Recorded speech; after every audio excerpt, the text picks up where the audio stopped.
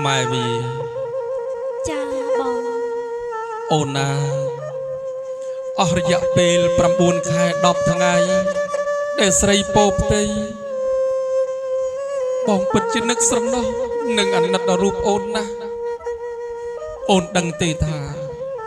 ទោះបីជាប្តីខំបំពេញនៅកិច្ចការងារទាំងឡាយណាទោះហាលក្តៅហាលភ្លៀងរងាញញាក់យ៉ាងណាក៏ដោយក៏ប្តីមិនដែលត្អូញត្អែមួយម៉ាត់ណាឡើយក្នុងចិត្តសុំត្រឹមឲ្យអូនហើយនឹងកូនបាននៅសេចក្តីសុខអូនណាអូនដឹងទេថាពេលដែលប្តីសម្លឹងទៅអូនម្ដងតាំងអំពីការដើរការដេកការឈរអង្គុយសពនៅអ្វីគ្រប់បែបយ៉ាងអូនលំបាកណាស់អូននឿយណាស់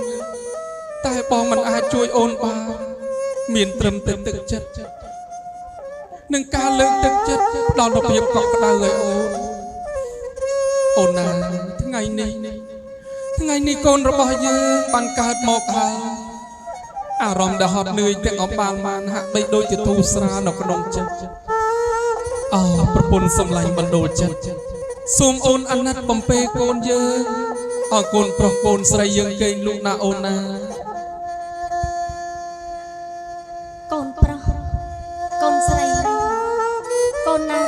កូនកេងទៅណាចាំម្ដាយបំពេ